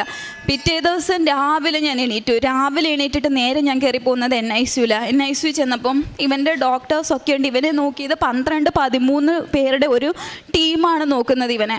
എന്നിട്ട് ഞാൻ അതിലൊരു മെയിൻ ഡോക്ടർ ഒരാളുണ്ട്, ഒന്നല്ല ഹെഡ് ഒരാളുണ്ട്, അതിൻ്റെ തൊട്ട് താഴെയുള്ളൊരു ഡോക്ടറുണ്ട്. ആ ഡോക്ടറോട് ഞാൻ ചോദിച്ചു, ഡോക്ടറെ ഇനി എന്താ ചെയ്യുന്നത്, അടുത്ത് എന്താ ചെയ്യാൻ പറ്റണേ? അപ്പോൾ ഡോക്ടർ എന്നോട് പറഞ്ഞു, മോളെ ഒന്നും ഞങ്ങൾക്ക് ചെയ്യാൻ പറ്റത്തില്ല. എൻ്റെ മുഖത്ത് നോക്കി പറഞ്ഞു, ഒന്നും ഞങ്ങൾക്ക് ചെയ്യാൻ പറ്റില്ല. 3 തവണ ഇവൻ്റെ തലയിലെ ഞരമ്പ് പൊട്ടി. ഒരിക്കലും അത്രയും ഞരമ്പ് പൊട്ടുന്ന ഒരാൾ ജീവിച്ചിരിക്കില്ല. 3 തവണ ഇവൻ്റെ തലയിലെ ഞരമ്പ് പൊട്ടി. ഞങ്ങൾക്ക് ഒന്നും ചെയ്യാൻ പറ്റില്ല. ആൾ എൻ്റെ അടുത്ത് റിസ്ക് ഫാക്ടറൊക്കെ പറഞ്ഞു, ഇവൻ കോമ സ്റ്റേജിലേക്ക് പോകാം, ഇവന് കാർഡിയക് അറസ്റ്റ് വരാം, ഇവനെ നമുക്ക് തിരിച്ചു കിട്ടില്ല, 1% പോലും ഞങ്ങൾക്ക് പ്രതീക്ഷയില്ല. ഇപ്പം ഇങ്ങനത്തെ ഒരു സ്റ്റേജിലാണെന്നുണ്ടെങ്കിൽ ഇവനെ വെൻറ്റിലേറ്ററിലിട്ടെങ്കിലും നിങ്ങൾക്ക് കുറച്ച് നാൾ ഇവനെ കാണാമെന്ന് പറഞ്ഞു. അപ്പം ഞാൻ പറഞ്ഞു, ഒന്നും ചെയ്യാൻ പറ്റില്ല. അപ്പോൾ ഇല്ല മോളെ, ഞങ്ങൾക്ക് ഒന്നും ചെയ്യാൻ പറ്റില്ല എന്ന് പറഞ്ഞു. എന്നിട്ട് ഞാൻ 4ാമത്തെ നിലയിൽ, ആ ഹോസ്പിറ്റലിൻ്റെ 4ാമത്തെ നിലയിലാണ് ഞാൻ നിൽക്കുന്നത് NICUവിൽ. അവിടെ നിന്ന് നോക്കുമ്പോൾ ഒരു ഒറ്റ പാളിയുള്ള ഒരു ജനൽ മാത്രമേ ഉള്ളൂ, ഒരു മനുഷ്യനില്ല. ഇത് പറഞ്ഞിട്ട് ആൾ ICUവിൻ്റെ ഉള്ളിലേക്ക് ഡോർ അടിച്ചിട്ട് കയറിപ്പോയി. ഒരു മനുഷ്യനില്ല സഹായിക്കാൻ. പൈസ തന്നിട്ടല്ല, ആ ആശുപത്രിയിൽ വേറെ ആരും വന്നാലും അവർ കേട്ടത്തില്ല. അതുകൊണ്ട് നമ്മൾ നമ്മുടെ ബന്ധക്കാരോടൊക്കെ പറഞ്ഞ് ആരും വരണ്ട, വന്നിട്ട് കാര്യമില്ല എന്ന് പറഞ്ഞു. ഒരാളോട് എനിക്ക് പറയാൻ പറ്റില്ല, കാരണം ഇവൻ ചെറുതായതുകൊണ്ട് എല്ലാവർക്കും ഇവനെ ഭയങ്കര ഇഷ്ടം. അപ്പോൾ ഒരാളോട് പറഞ്ഞ് എല്ലാവരും അറിയും, ആകെ പ്രശ്നമാകും, അമ്മയുടെ ചെവിയിലെത്തും. എനിക്ക് എന്നാ ചെയ്യണമെന്നറിയത്തില്ല. ഞാൻ ആ ജനലിൻ്റെ അവിടെ നിന്ന് ഞാനിങ്ങനെ മുകളിലോട്ട് നോക്കി. എന്നിട്ട് ഞാൻ നെഞ്ചത്തെ കൈ വെച്ചിട്ട് ഞാൻ ഇതുപോലെ പറഞ്ഞു. അപ്പോഴും ഞാൻ ഇതേ പറഞ്ഞുള്ളൂ, മാതാവേ എന്നെ ഒന്ന് സഹായിക്കണേ, ഇത്ര ഞാൻ പറഞ്ഞോളൂ, എന്നെ ഒന്ന് സഹായിക്കണേ എന്ന് പറഞ്ഞു. എന്നിട്ട് ഞാനിതുപോലെ പറഞ്ഞു, നിങ്ങളുടെ ഹിതം എന്താണോ അവനെ എനിക്ക് തരാനാണെങ്കിൽ എനിക്ക് തിരിച്ചതായോ. എൻ്റെ അനിയനായിട്ടല്ല ഞാൻ ചോദിക്കുന്നത്, എൻ്റെ സഹോദരനായിട്ടല്ല ഞാൻ ചോദിക്കുന്നത്, എൻ്റെ അല്ല, നിങ്ങളുടെയാണ്, നിങ്ങളുടെ മകനാണ്. നിങ്ങൾക്ക് വേണമെന്നുണ്ടെങ്കിൽ കൊണ്ടുപോയിക്കോ, ഇല്ലയെന്നുണ്ടെങ്കിൽ എനിക്ക് അവനെ തിരിച്ചതായോ എന്ന് പറഞ്ഞു. ഇതിൽ കൂടുതൽ അവനെ ഇനി വേദനിപ്പിക്കല്ലേ എന്ന് പറഞ്ഞു. എന്നിട്ട് ഈ ഡോക്ടർ ഇല്ലയെന്നുണ്ട് ഞാൻ ഈ വിഷമിച്ച് ലിഫ്റ്റിൽ ഇറങ്ങി താഴോട്ട് പോവാം. താഴെ ചെന്ന് ഈ ഡോറ് തുറക്കുന്നത് മെയിൻ ഡോക്ടറിൻ്റെ മുന്നിലോട്ടാണ്. അപ്പം ഞാൻ ആ ഡോക്ടർ എനിക്ക് 1 മിനിറ്റ് ഒന്ന് സംസാരിക്കണമെന്ന്. അപ്പോൾ ആൾ ധൃതിക്ക് പോവുക വേറെ ഏതോ ഓപ്പറേഷൻ്റെ കാര്യത്തിന്. ആൾ എന്നോട് പറഞ്ഞു, മോൾ എൻ്റെ കൂടെ ലിഫ്റ്റിൽ കയറിക്കോളാൻ പറഞ്ഞു. ഞാൻ ലിഫ്റ്റിൽ കയറിയിട്ട് ഞാൻ ആ ലിഫ്റ്റിൽ വെച്ചിട്ട് ഞാൻ ഡോക്ടറോട് പറഞ്ഞു, അന്ന് എനിക്ക് കരച്ചിൽ വന്നില്ല, എനിക്ക് സങ്കടം വന്നില്ല, എനിക്ക് എവിടെ നിന്ന് ഇത്രയും ധൈര്യം വന്നു എന്ന് എനിക്ക് ഇപ്പോഴും അറിയത്തില്ല. ഞാൻ ആ ഡോക്ടറോട് പറഞ്ഞു, ഡോക്ടറെ എൻ്റെ അനിയനാണിത്, ആള് എൻ്റെ അനിയനാണ്, അപ്പം അടുത്ത് എന്താ? അപ്പോൾ ഡോക്ടർ എൻ്റെ അടുത്ത് മുഖത്ത് നോക്കി പറഞ്ഞു, ഇല്ല ഇനി ചെയ്യാൻ പറ്റില്ല എന്ന് പറഞ്ഞു. ഡോക്ടേഴ്സാണ്, അപ്പോൾ അവരിതുപോലത്തെ ഒരുപാട് കേസ് കണ്ട് അവർക്ക് മരച്ചിരിക്കുന്നവർ, അവരൊന്നും ഇല്ല ചെയ്യാൻ പറ്റില്ല എന്ന് പറഞ്ഞു. ഞാൻ പറഞ്ഞു ചെയ്യണം എന്ന് പറഞ്ഞു. അപ്പോൾ പറഞ്ഞു, ഇല്ലടോ ഞങ്ങൾക്ക് അങ്ങനെ ചെയ്യാൻ പറ്റില്ല, കാരണം ഇത്രയും റിസ്ക് ഉള്ള ഒരു കാര്യം ഞങ്ങൾ ചെയ്തിട്ട് നാളെ എന്തെങ്കിലും സംഭവിച്ചു പോയാലും നിങ്ങൾ ഞങ്ങളെ കുറ്റപ്പെടുത്തും എന്ന് പറഞ്ഞു. ഞാൻ പറഞ്ഞു ഒരിക്കലും ഇല്ല, എൻ്റെ അനിയൻ്റെ കണ്ടീഷൻ എന്താണെന്നുള്ളത് എനിക്ക് വ്യക്തമായിട്ട് അറിയാം, ഒരിക്കലും ഞങ്ങൾ കുറ്റപ്പെടുത്തില്ല എന്ന് പറഞ്ഞു. അപ്പോൾ ഡോക്ടർ അന്ന് എന്നെ കണ്ടപ്പോൾ ഇതിലും ചെറുതാ, അന്ന് എൻ്റെ അടുത്ത് പറഞ്ഞു, അത് മോളെപ്പോലെ ഒരു കുഞ്ഞുകുട്ടി വന്ന് പറഞ്ഞു കഴിഞ്ഞാൽ ഞങ്ങൾക്ക് ചെയ്യാൻ പറ്റത്തില്ല, വലിയ ആൾക്കാരെ വിളിക്കാൻ പറഞ്ഞു. അപ്പോൾ ഞാൻ പറഞ്ഞു, ഡോക്ടറെ എനിക്ക് ഇത്ര വയസ്സുണ്ട്, ഞാനൊരു ടീച്ചറാണ്, ഇവൻ്റെ കാര്യങ്ങളൊക്കെ ടേക്ക് കെയർ ചെയ്യുന്നത് ഞാനാ പറയണം ചെയ്യണം എന്ന് പറഞ്ഞു. അപ്പോഴും ആൾ എൻ്റെ അടുത്ത് പറഞ്ഞു, ഞാനൊന്ന് ആലോചിക്കട്ടെ, ഒട്ടും ചാൻസ് ഇല്ല എന്ന് പറഞ്ഞാൽ ആൾ കയറിപ്പോയി. അപ്പോഴും എൻ്റെ പ്രതീക്ഷ എൻ്റെ കയ്യിൽ നിന്ന് പോയി. ഞാൻ മനസ്സിൽ എൻ്റെ ഓടിക്കൊണ്ടിരിക്കുന്നത് ഒരേ ഒരു വചനം, ഭയപ്പെടേണ്ട ഞാൻ കൂടെയുണ്ട്. എന്നെ ഇത്രയും നിലനിർത്തിയൊരു വചനം, ഇത് പോകുന്നുണ്ട് അതിൻ്റെ കൂടെ, അത് ഞാൻ പറയുകയല്ലേ, എൻ്റെ മനസ്സിൽ കൂടെ ഓടുക. എന്നിട്ട് ഞാൻ ഇതുപോലെ പ്രാർത്ഥിച്ചു, മാതാവേ എനിക്ക് വേണ്ടിയിട്ട് ഒന്ന് സഹായിക്കണം, എനിക്ക് മധ്യസ്ഥം നിൽക്കണം എന്നുള്ള രീതിക്ക് ഞാൻ പ്രാർത്ഥിച്ചുകൊണ്ടിരുന്നു. എന്നിട്ട് താഴെ എത്തി, പ്രതീക്ഷ കൈവിട്ട് പോവുക. റോഡിൻ്റെ അപ്പുറത്ത് എൻ്റെ അപ്പനും അമ്മയും വണ്ടിയിൽ, ഞങ്ങളുടെ കാറിൻ്റെ ഫ്രണ്ടിൽ എന്താണെന്ന് ഉള്ളത് നോക്കാനായിട്ട് നിൽക്കുക. എനിക്ക് അവരോട് ചെന്നിട്ട് പറയാനായിട്ട് പറ്റത്തില്ല, ഇങ്ങനത്തെ കണ്ടീഷനാണ്, അവർ കൈ ഒഴിഞ്ഞു എന്ന് പറയാൻ പറ്റത്തില്ല. ഞാൻ കണ്ണടച്ച് ഇങ്ങനെ പോവാ ഫ്രണ്ടിലോട്ട്. ഞാൻ ആ റോഡ് ക്ലോസ് ചെയ്ത് അപ്പുറത്തും പോണേക്ക് മുന്നേ നമ്മുടെ മൊബൈൽ നമ്പറും പേരും അവിടെ കൊടുക്കും. ആ ഡോക്ടർ എൻ്റെ മൊബൈലിലേക്ക് വിളിച്ചിട്ട് പറഞ്ഞു, ബിൻസി എത്രയും പെട്ടെന്ന് NICUലേക്ക് വരാൻ പറഞ്ഞു. ആ വന്ന അതേ സ്പീഡിൽ തിരിച്ച് കയറിപ്പോയപ്പോൾ ഡോക്ടർ എൻ്റെ അടുത്ത് ഇങ്ങനെ പറഞ്ഞു, ഞങ്ങൾ ചെയ്യുന്നതിന് പ്രശ്നമില്ല, ഞങ്ങൾ ചെയ്യാം, പക്ഷേ ഇതിൻ്റെ റിസ്ക് ഫാക്ടർ ഇങ്ങനെയൊക്കെയാണ്, ഞങ്ങൾക്ക് 1% പോലും ചാൻസ് ഇല്ല, ഈ ഒരു വ്യക്തിനെ ഞങ്ങൾക്ക് തിരിച്ചു തരാൻ പറ്റുന്ന 1% പോലും ചാൻസ് ഇല്ല. ഞാൻ പറഞ്ഞു ഒരു കുഴപ്പമില്ല, അവൻ അനുഭവിക്കാവുന്നതിൻ്റെ അങ്ങേയറ്റം അവൻ അനുഭവിച്ചു, അപ്പോൾ ഇനിയിപ്പോൾ എന്തായാലും കുഴപ്പമില്ല ഡോക്ടറെ എന്ന് പറഞ്ഞു. അപ്പോൾ ഡോക്ടറിൻ്റെ അടുത്ത് തന്നെ എന്നാൽ അച്ഛനെ അമ്മയും വിളിച്ചോളാൻ, അതായത് ഇവനെ അവസാനമായിട്ടെങ്കിലും കാണാൻ വേണ്ടിയിട്ട് അച്ഛനെ അമ്മേനെയും വിളിച്ചോളാൻ പറഞ്ഞു. ഞാൻ പറഞ്ഞു ഒരാളെയും വിളിക്കേണ്ട എന്ന് പറഞ്ഞു, ഒരാളെയും വിളിക്കേണ്ട, അപ്പനെയും വിളിക്കേണ്ട, അമ്മേനെയും വിളിക്കേണ്ട, ആരെയും വിളിക്കേണ്ട, കാരണം എങ്ങനെ എനിക്ക് ശക്തി കിട്ടിയെന്ന് അറിയത്തില്ല. ഉള്ളിൽ എന്തോ ഒരു ആരോ ഇരുന്ന് പറയുന്നത് പോലെ, പേടിക്കേണ്ട അവൻ തിരിച്ചു വരും എന്നുള്ള ഒരു ഇത്. ഞാനപ്പം ഡോക്ടറോട് പറഞ്ഞു, ഡോക്ടറെ ഇവനെ ജീവനോടെയാണ് എൻ്റെ അപ്പനും അമ്മയും കണ്ടിട്ട് താഴെ നിൽക്കുന്നത്, അവരുടെ മനസ്സിൽ ആ ഒരു രൂപം മതി എന്ന് പറഞ്ഞു. എന്നിട്ട് ഡോക്ടർ എൻ്റെ അടുത്ത് പിന്നെയും എടുത്ത് ചോദിച്ചു, ഒന്നുകൂടി ചിന്തിച്ചൂടെ എന്ന് ചോദിച്ചു. കാരണം ചിലപ്പോൾ ഡോക്ടറിന് എന്നോട് ദേഷ്യം വന്ന് തോന്നിയിട്ടുണ്ടാവാം ഞാൻ അങ്ങനത്തെ ഒരു തീരുമാനം എടുത്തതിന്. ഞാൻ പറഞ്ഞു വേണ്ട, ഒരാളെയും വിളിക്കേണ്ട എന്ന് പറഞ്ഞു. അപ്പോൾ ഡോക്ടർ ഒന്ന് സൈൻ ചെയ്ത് തരണം, കുറേ പേപ്പേഴ്സ് കൊണ്ടുവന്ന് ആ പേപ്പേഴ്സിലെല്ലാം സൈൻ ചെയ്ത് കൊടുത്തു. എൻ്റെ ഡോക്ടർ എന്നോട് ചോദിച്ചു, അനിയനെ ഒന്ന് കാണുന്നു എന്ന് ചോദിച്ചു. അത് അവസാനത്തെ കാഴ്ച പോലെയാണ് എൻ്റെ അടുത്ത് ചോദിക്കുന്നത്.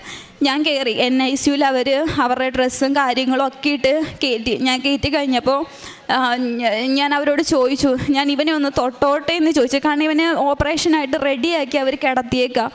ഞാനൊന്ന് തൊട്ടോട്ടെ എന്ന് ചോദിച്ചു. അവർ തന്നെ തൊട്ടോളാൻ പറഞ്ഞു. ഞാൻ ഇവൻ്റെ കയ്യിൽ മാതാവിൻ്റെ രൂപമുള്ള നമ്മുടെ ലോക്കറ്റ് കൊടുത്തു. ഞാൻ കൊടുത്ത വഴിക്ക് ഇവൻ അതെടുത്ത് എറിഞ്ഞപ്പോൾ ഞാനത് പോയി ഓടിയെടുത്തിട്ട് ഞാൻ എൻ്റെ മനസ്സിൽ പറഞ്ഞു, മാതാവേ അവൻ എന്തുവാ ചെയ്യുന്നതെന്ന് അവൻ അറിയത്തില്ല, അവന് ഒരു ബോധവും ഇല്ല, അവനോട് ക്ഷമിക്കണേന്ന് പറഞ്ഞു. ആ പറഞ്ഞ വ്യക്തി അതുവരെ ഒരു അനക്കമോ ചലനമോ ഒന്നും ഇല്ലാതിരുന്ന ആൾ ആ ലോക്കറ്റ് എന്നോട് ചോദിച്ചു. അത് തരാൻ പറഞ്ഞു. എന്നോട് പറഞ്ഞു അതിങ്ങി താന്ന് പറഞ്ഞു.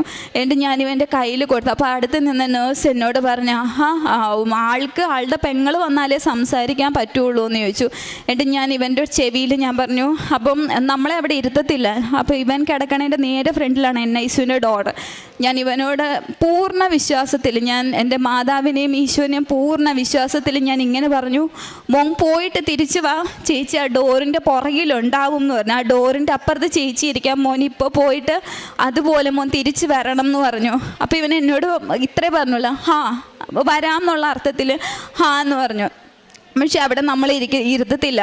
ഞാൻ ഇറങ്ങി താഴെ ചെന്നു. അപ്പോൾ ഇവനെ ഓപ്പറേഷന് കയറ്റി. ഞാൻ ഇറങ്ങി താഴെ ചെന്ന സമയത്ത് എൻ്റെ അപ്പനും അമ്മയും എൻ്റെ കുടുംബക്കാരും മൊത്തം ആശുപത്രിയിലുണ്ട്. എങ്ങനെ അവരവിടെ എത്തിയെന്നറിയില്ല. എല്ലാവരും പറഞ്ഞ തലേ ദിവസം എന്തോ അവർക്കൊക്കെ ഇങ്ങനെ ഒരു വിഷമം പോലെ ഇതായി.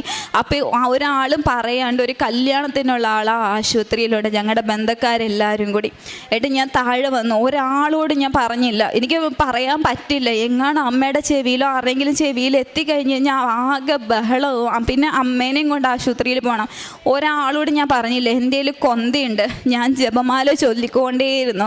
ജപമാല ചൊല്ലിയിരുന്നു ഞാൻ. എന്നാലിപ്പോൾ ഞാൻ എൻ്റെ മനസ്സിൽ കാണുന്ന രൂപം. അപ്പോൾ എൻ്റെ അമ്മ 1-2 തവണ എൻ്റെ മുഖം കണ്ടപ്പോൾ ചോദിച്ചു, അവനെന്താ പ്രശ്നം?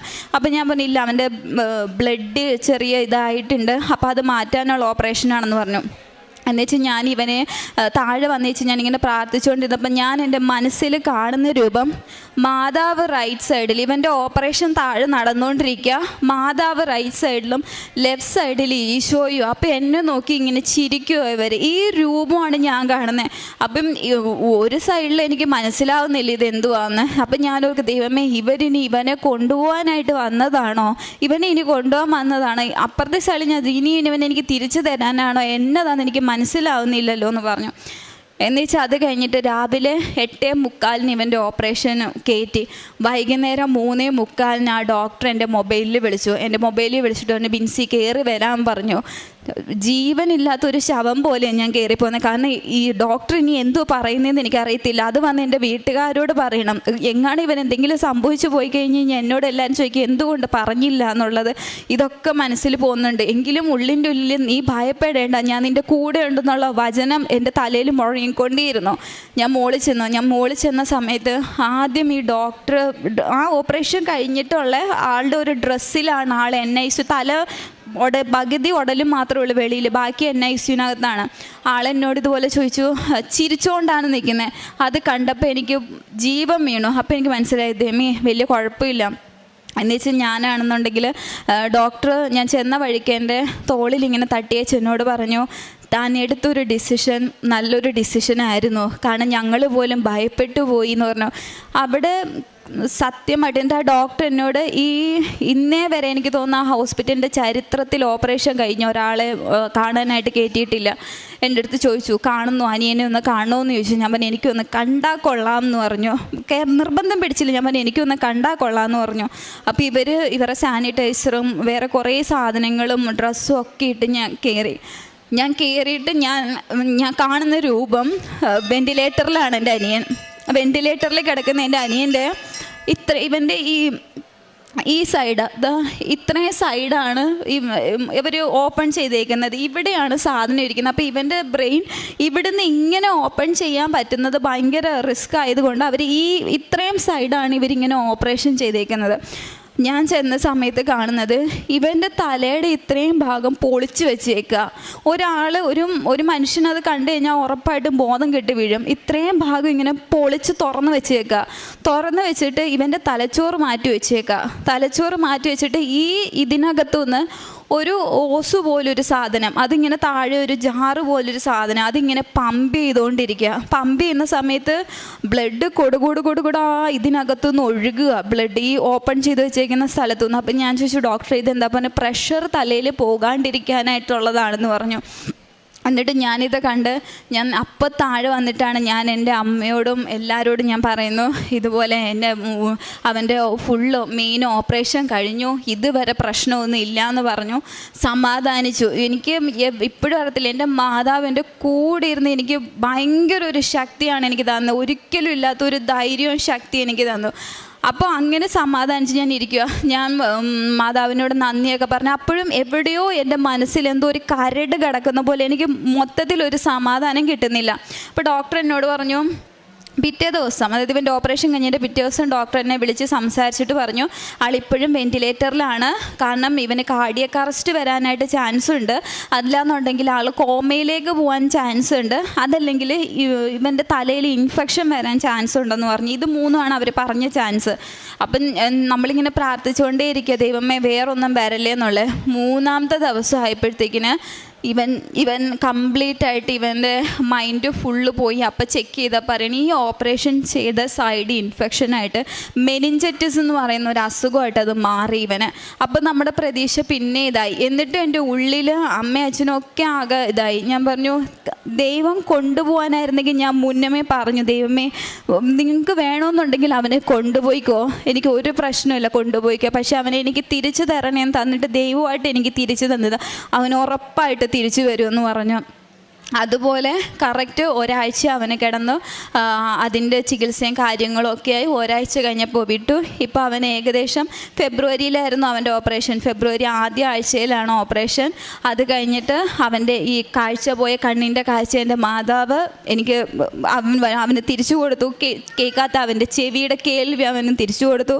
അനങ്ങാത്ത അവൻ്റെ കൈ, ആ കൈ ഒന്ന് പൊക്കി കാണിച്ച്, ഈ കൈ അവൻ അനങ്ങത്തില്ലായിരുന്നു, ഈ കൈ മാതാവൻ തിരിച്ചു കൊടുത്തു.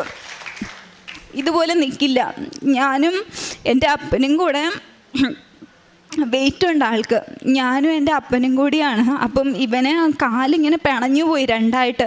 നമുക്ക് ഇവനൊന്ന് ബാത്റൂമിൽ കൊണ്ടുപോകാനോ എന്തെങ്കിലും ഒരു ആവശ്യത്തിന് കൊണ്ടുപോകണമെന്നൊക്കെ ഞങ്ങളിങ്ങനെ പിടിക്കുക. ഞാനൊരു സൈഡിൽ പിടിക്കും, അപ്പനൊരു സൈഡിൽ പിടിക്കും. ആ ഒരു അവസ്ഥയിൽ നിന്നൊക്കെ എൻ്റെ ദൈവം ഇത്രത്തോളം അവന് വിടുതൽ കൊടുത്തു. ആത്മാർത്ഥമായിട്ട് പ്രാർത്ഥിച്ചു കഴിഞ്ഞാൽ ഉറപ്പായിട്ടും, ഒരിക്കലും ഞാൻ പ്രതീക്ഷിച്ചതല്ല എൻ്റെ അനിയനെ ഇങ്ങനെ കിട്ടുമെന്ന്. ഞാൻ നിങ്ങളൊരു വീഡിയോ കാണിച്ചു തരാം, അത് കണ്ടാൽ നിങ്ങൾക്ക് വ്യക്തമായിട്ട് മനസ്സിലാവും. ഇതായിരുന്നു എൻ്റെ അനിയൻ്റെ അവസ്ഥ.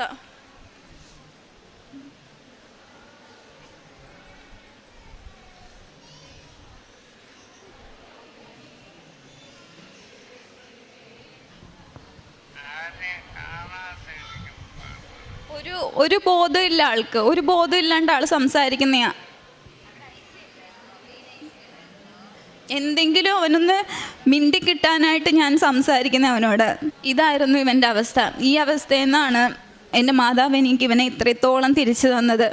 അതിൻ്റെ ഏറ്റവും വലിയെന്ന് പറഞ്ഞാൽ എൻ്റെ ജീവിതത്തിൽ എനിക്ക് ഒരിക്കലും മറക്കാൻ പറ്റാത്ത ഇവൻ്റെ അനുഭവം ഞാൻ ഒരുപാട് പേരോട് പറഞ്ഞു.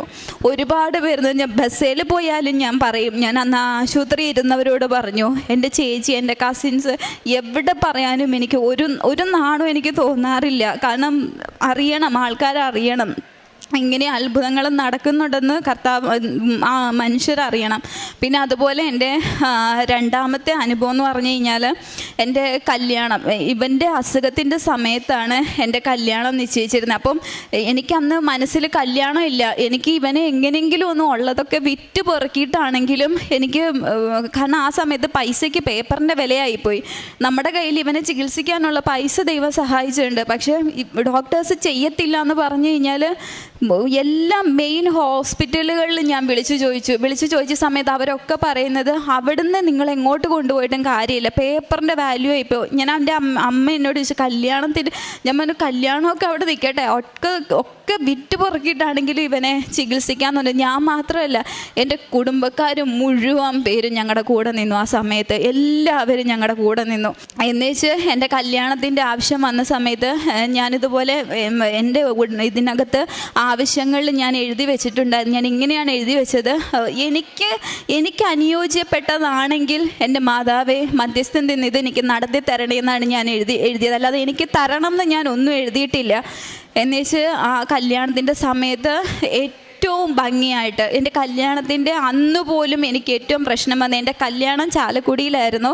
ഞങ്ങൾ 2 ദിവസം മുമ്പേ എറണാകുളത്ത് വന്ന് സ്റ്റേ ചെയ്തു. 3:30-ക്കാണ് എൻ്റെ കല്യാണം വെച്ചിരുന്നത്. 3:30-ക്ക് കല്യാണം വെച്ചിട്ട് ഞങ്ങളൊരു വണ്ടിക്ക് ഏർപ്പാടാക്കി. ആ ഒരു പയ്യനാണ് വന്നത്. ആ പയ്യനോട് ഞാൻ ചോദിച്ചു, നിനക്ക് വഴി അറിയാമോ? പറഞ്ഞാൽ എനിക്ക് വഴി അറിയാമെന്ന് പറഞ്ഞു.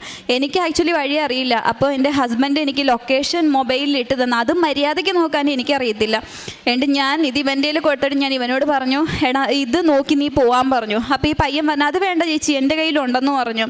3:30-ക്ക് നടക്കേണ്ട കല്യാണം എൻ്റേതന്ന് നടന്നത് 5 മണി കഴിഞ്ഞപ്പോഴാണ്. അത്രയ്ക്ക്. എന്നിട്ട് പോകുന്ന വഴിക്ക് വണ്ടി കംപ്ലൈൻ്റ് ആയിട്ട് അവൻ ഞങ്ങൾ റോഡിൽ ഇറക്കി വിട്ടിട്ട് പോയി.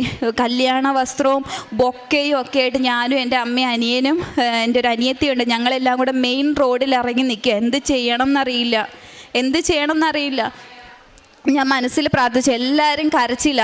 എൻ്റെ ഉള്ളിൽ എനിക്ക് വിശ്വാസമുണ്ട്. എൻ്റെ അനിയനെ എനിക്ക് തന്നൊരു മാതാവുണ്ട്, എനിക്ക് മധ്യസ്ഥൻ നിന്ന്.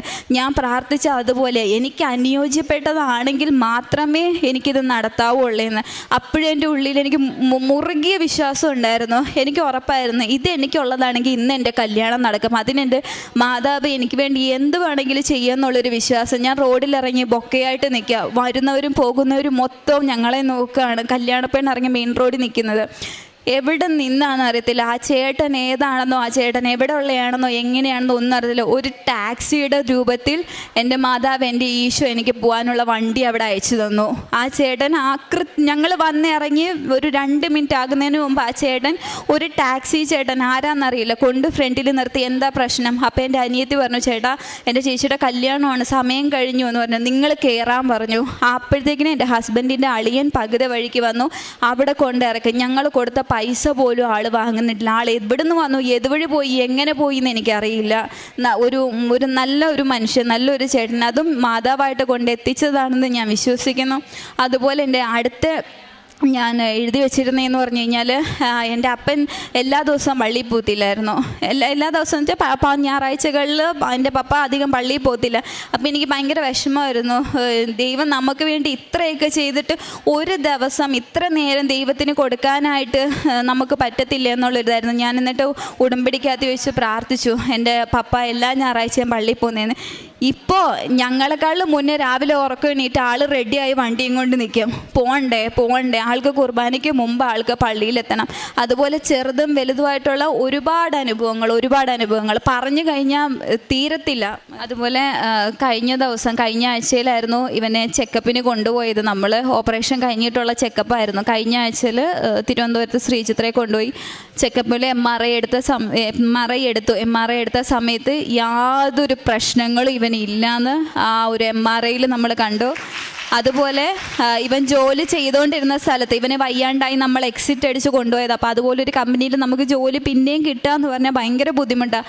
അവൻ്റെ കമ്പനിയിൽ നിന്ന് അവനെ വിളിച്ചിട്ട് പറഞ്ഞു, അവൻ്റെ കൈ ശരിയായി കഴിയുമ്പോഴത്തേക്കിന് അവന് തിരിച്ച് കയറി വന്നു കഴിഞ്ഞാൽ അതിലും ബെറ്റർ ആയിട്ടുള്ളൊരു ജോലി വരെ അവന് കൊടുത്തു. ഇത്രയും എനിക്ക് വേണ്ടി ചെയ്തു തന്നെ ഇതെൻ്റെ അനിയനാ. ഇവനെ എനിക്ക് തിരിച്ചു തന്ന മാതാവിന് ഈശോയ്ക്ക് 1000 നന്ദി. പരിശുദ്ധ അമ്മയുടെ മധ്യസ്ഥതയിൽ ഈ അൾത്താരയിൽ സഹോദരങ്ങൾ ഒരുമിച്ച് വന്ന് ഒരുപാട് സാക്ഷ്യങ്ങൾ പറഞ്ഞിട്ടുണ്ടെങ്കിൽ ആ സാക്ഷ്യത്തിൽ ഏറ്റവും ഹൃദയത്തിൽ തട്ടിയിട്ടുള്ളൊരു സാക്ഷ്യം കേൾക്കുവാനായിട്ട് ദൈവം ഇടവരുത്തി എന്നുള്ളതാണ്.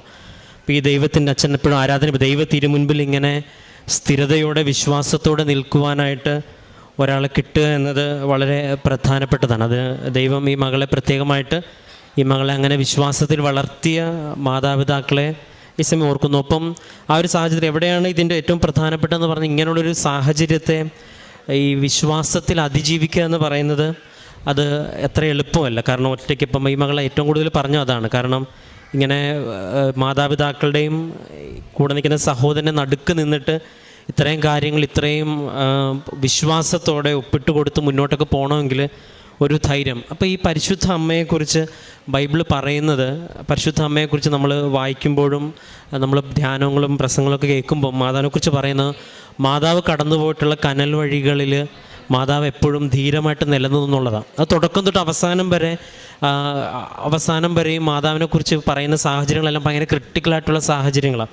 അത് ഉണ്ണീശോയുടെ കാര്യം തൊട്ട് തുടങ്ങി ഒരു ഹൃദയത്തിലൊരു വാൾ കിടക്കുമെന്ന് പറയുന്നത്, അവസാനം കർത്താവിൻ്റെ കുരിശു മരണം വരെയും ആരുമില്ലാതെ ഒറ്റയ്ക്കൊരു തീരുമാനമെടുത്ത് ആരോടും ഒന്നും പറയാതെ ഹൃദയത്തിൽ സംഗ്രഹിച്ച മാതാവ്. അപ്പോൾ ഈ ഒരു ശക്തി ഉടമ്പടിയിൽ ഒരാൾക്ക് ലഭിക്കുന്നുണ്ടെങ്കിൽ അതിൻ്റെ അർത്ഥം തന്നെ പരിശുദ്ധ അമ്മ ഈ ഒരു വിഷയത്തിൽ ശക്തമായിട്ട് കൂടെ ഉണ്ടെന്നുള്ളത്. രണ്ടാമത്തത്, അതങ്ങനെ വായിച്ചെടുക്കുന്നതിന് പകരം ഈ മകൾ തന്നെ പറയുന്നുണ്ട്, പലപ്പോഴായിട്ട് മാതാവിൻ്റെ ഒരു സാന്നിധ്യം അനുഭവിക്കാനായിട്ട് സാധിച്ചു എന്നും ഈശോയുടെ സാന്നിധ്യം അനുഭവിക്കാനായിട്ട് സാധിച്ചു എന്നും ഉള്ളതും പിന്നീട് ഉടമ്പടിയിലെ വസ്തുക്കൾ, അത് കാശുരൂപമാണെങ്കിൽ എന്ത് തന്നെയാണെങ്കിലും അത് മാതാവ് ഉപയോഗിക്കുവാനായിട്ട് എനിക്ക് അവനിലേക്ക് എത്തിപ്പം നമുക്ക് ഈ വിശ്വാസത്തെ കൈമാറാനായിട്ട് ഒരു വസ്തു കയ്യിലുണ്ടായിരിക്കുക എന്ന് പറയുന്നത് അത് വളരെ പ്രധാന. ഇപ്പോൾ ഒരുപാട് വലിയ സാക്ഷ്യങ്ങളിലൊക്കെയും, കാരണം നമ്മൾ ഈ പ്രാർത്ഥിക്കാമെന്ന് പറയുന്നതിനോടൊപ്പം നമ്മൾ വിശ്വാസത്തോടെ ഒരാൾക്ക് എന്തെങ്കിലും കൈമാറുമ്പം ആ വിശ്വാസത്തിന് ഒരു ശക്തി ഉണ്ടെന്ന് ആ വ്യക്തി വിശ്വസിക്കുവാനായിട്ട് ദൈവം ആ വസ്തുവിനെ ഉപയോഗിക്കും എന്നുള്ളത് ബൈബിളിൻ്റെ ശാസ്ത്രത്തിൽ വ്യക്തമാണ്. ഇപ്പോൾ മോശയുടെ കയ്യിൽ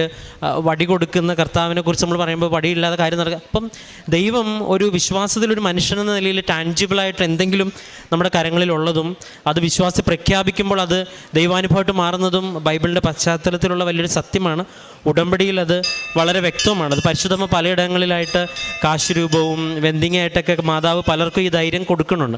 ഉടമ്പടിയിൽ ഇപ്പം മകൾ പറയുന്നുണ്ട്, അപ്പം ഏറ്റവും അവസാനം അപ്പച്ചൻ്റെ കാര്യം വരെ വന്ന് നിൽക്കുമ്പം ഒരു ദൈവാനുഭവം ഒരു കുടുംബത്തിലുണ്ടാകുമ്പോൾ ദൈവത്തിനോട് കൂടുതൽ കൃതജ്ഞതയുള്ളവരായിരിക്കണം എന്നുള്ളൊരു ബോധ്യത്തിൽ ഈ മകളെ സമർപ്പിച്ച് നിയോഗം നടക്കണു.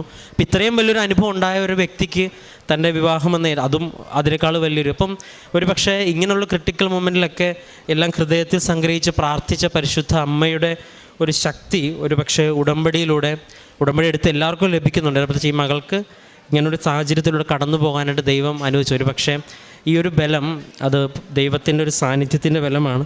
അത് പ്രകടമായിട്ട് വ്യക്തമായിട്ട് അനുഭവിക്കാനും അത് നമ്മുടെ മുമ്പിൽ പറയുവാനും ദൈവം ഇടവരുത്തി എന്നുള്ളതാണ്. അപ്പം നമുക്ക് ഇനിയിപ്പോൾ ഈ ഒരു കുടുംബത്തിനോട് ലാസറിനെ ദൈവം ഉയർപ്പിച്ച സുവിശേഷം പ്രസംഗിച്ച ഇവർക്ക് വിശ്വസിക്കാൻ എളുപ്പമാകും. കാരണം നമ്മുടെ ജീവിതത്തിൽ ഒരു അനുഭവം ഉണ്ടാവുന്നത് വരെ, ഇപ്പോൾ ഈ മകൾ തുടക്കത്തിൽ പറഞ്ഞത് ഏതോ ഒരു ട്രോള് കണ്ട് കൃപാസനത്തിൽ വന്നെന്നുള്ള, ഒരു പക്ഷേ അത് ട്രോൾ ഉണ്ടാക്കിയവർക്ക് ചിലപ്പോൾ നന്ദി പറയേണ്ട ഒരു സാഹചര്യം പല സാക്ഷ്യങ്ങളേക്കും ഉണ്ടാകുന്നുണ്ട്.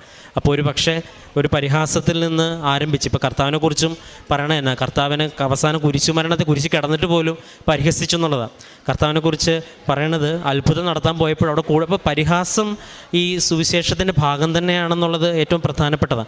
പക്ഷെ അങ്ങനെ ഒരു ആരംഭത്തിൽ നിന്ന് ആരംഭിച്ച് ഇന്ന് ഇത്രയും പേരുടെ മുൻപിൽ ഇത്രയും വലിയൊരു ദൈവാനുഭവം പറയാനായിട്ട് ദൈവം ഇടവരുത്തിയെന്നുണ്ടെങ്കിൽ അത് വ്യക്തമാണ്. അപ്പം ഈ ഒരു കുടുംബത്തിനോട് ഇപ്പോൾ ലാസറിനെ ഉയർപ്പിച്ച ദൈവത്തിൻ്റെ സുവിശേഷം പറഞ്ഞാൽ ഇനി നമ്മളാരും വിശ്വസിച്ചില്ലെങ്കിൽ ഈ കുടുംബം അല്ലെങ്കിൽ ഈ വ്യക്തി വിശ്വസിക്കും. കാരണം വ്യക്തമായിട്ട് ജീവിതത്തിൽ അനുഭവം ലഭിക്കുന്നത് വരെ ഈ ദൈവവും വിശ്വാസവും അടയാളങ്ങളും അത്ഭുതങ്ങളും ഒക്കെ ഒരു പക്ഷേ പരിഹസിക്കുവാനും വിശ്വസിക്കാൻ പറ്റാത്ത യുക്തിയില്ലാത്ത കുറേ പറയുന്ന കുറേ കാര്യങ്ങൾ. അപ്പം ഇത് ഉടമ്പടിയിൽ പരിശുദ്ധ അമ്മ ശക്തമായിട്ട് പ്രാർത്ഥനയോടൊപ്പം നിലനിൽക്കുന്നുണ്ട്. അതിലേറ്റവും വലിയൊരു സാക്ഷ്യം ഇവിടെ നിന്ന് കേൾക്കുവാനായിട്ട് ദൈവം ഇടവരുത്തി. അപ്പോൾ ഈ ഒരു സാക്ഷ്യം അതും രണ്ടും ചെറുപ്പക്കാരായിട്ടുള്ളവരാണ്. അതാണ് ഇതിൻ്റെ മറ്റൊരു പ്രത്യേകത. കാരണം ഒരു വിശ്വാസ ജീവിതത്തിൽ എപ്പോഴും ഒരു മാറ്റവും കുറവുണ്ടാകുന്ന ഈ കാലഘട്ടത്തിൽ രണ്ടുപേരും അൾത്താരയിൽ വന്ന് സാക്ഷ്യം പറയാനായിട്ടുണ്ടെങ്കിൽ ഈ പറഞ്ഞതിനപ്പുറം, ഇപ്പം ഞങ്ങൾ പറയുന്നുണ്ട്, പറഞ്ഞതിനപ്പുറം വലിയ കാര്യങ്ങൾ പറയാനുണ്ട്. എങ്കിൽ ഈ സാക്ഷ്യത്തെ പ്രതിയും ദൈവം മരണത്തിനും ഉത്ഥാനത്തിനും മുകളിലുള്ള നാഥനാണെന്ന് ഈ ലോകത്തിന് മുമ്പ് വിളിച്ചു പറയുവാനായിട്ട് നൽകി സാക്ഷ്യത്തിനും പ്രതിയും ഒപ്പം ദൈവം കടത്തിയിട്ട് എല്ലാ അനുഭവങ്ങളെ പ്രതിയും നമുക്ക് നിറഞ്ഞ കരങ്ങളടിച്ച് ദൈവത്തിൻ്റെ നാമം മഹത്വപ്പെടുത്താം. അത്യപൂർവ ദൈവാനുഭവങ്ങൾ ഇനി നിങ്ങൾക്കും സ്വന്തം. ഈ യൂട്യൂബ് ചാനൽ ഇതുവരെ സബ്സ്ക്രൈബ് ചെയ്തിട്ടില്ലെങ്കിൽ ഇപ്പോൾ തന്നെ സബ്സ്ക്രൈബ് ചെയ്യുക. ഈ വീഡിയോ ഇപ്പോൾ തന്നെ നിങ്ങളുടെ സുഹൃത്തുക്കൾക്ക് ഷെയർ ചെയ്തുകൊണ്ട് കർത്താവിൻ്റെ പ്രേക്ഷിതരാകുക.